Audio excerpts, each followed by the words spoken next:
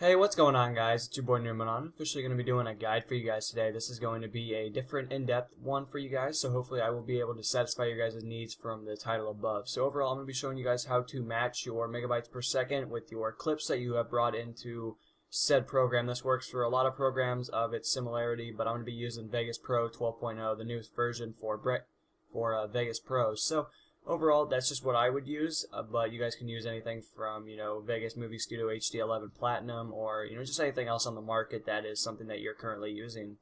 So with that said, guys, I'm going to show you how to match it. So you guys have done all your finalized editing, you've kind of matched your frame rates. If you guys haven't seen my last video on how to get true HD or 1080p quality, like 1920 by 1080, I highly recommend it. It'll show you some good tips, especially since a lot of the videos on YouTube are very inaccurate and they don't exactly go into in-depth enough to show you guys on the consequence of not doing this. So with that said, guys, I'm going to show you guys how to get your megabytes per second to match with your, what your video wants, what it requires. So as you guys can see, I basically brought this into my timeline. It's about 24 minutes, 23 minutes, something of that category. So overall, we have the clip in there. Now, if you guys have multiple clips inside of here, this is where it's going to get a little bit more frustrating, a little bit more complicated, so you're going to want to make sure you're taking notes on this. So with that said, we're just going to say we have one clip for right now, and I can do an example. You're going to want to go to your file folder where you have your information stored.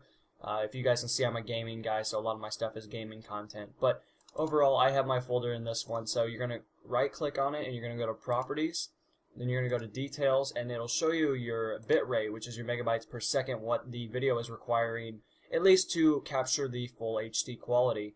So with that said, we can see it's 13.3 million. So with that said, you're going to want to upgrade that slightly. You could put 13.4 million, and it's going to be fine. But let's say for the sake of matter that we have two clips in there, and this one's 13.4 million, and the other one is, somewhere between 20 million, okay?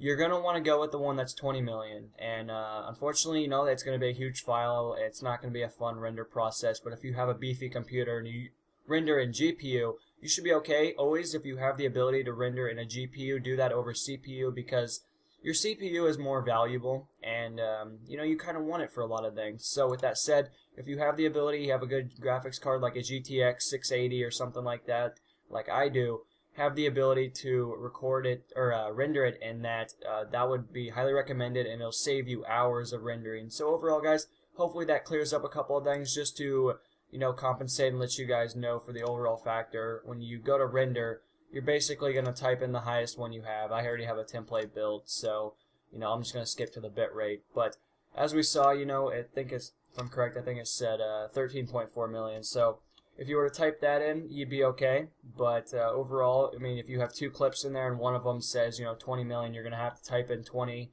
million for that to compensate for the rest of your clips. So always go with the higher one, just because it's going to compensate for that one. It's going to satisfy that one's needs. And overall, it's not going to do anything to your quality. If you were to only have one clip and you only had 13.4 million and you were to type in 12 million, it's going to degrade quality slightly, and overall it's just going to make the video look a lot less professional. So I guess that's been my guide for you guys today. Hopefully you guys enjoyed. I'll see you guys in the next installment. This is Nerd Mode On, signing off. Peace, guys.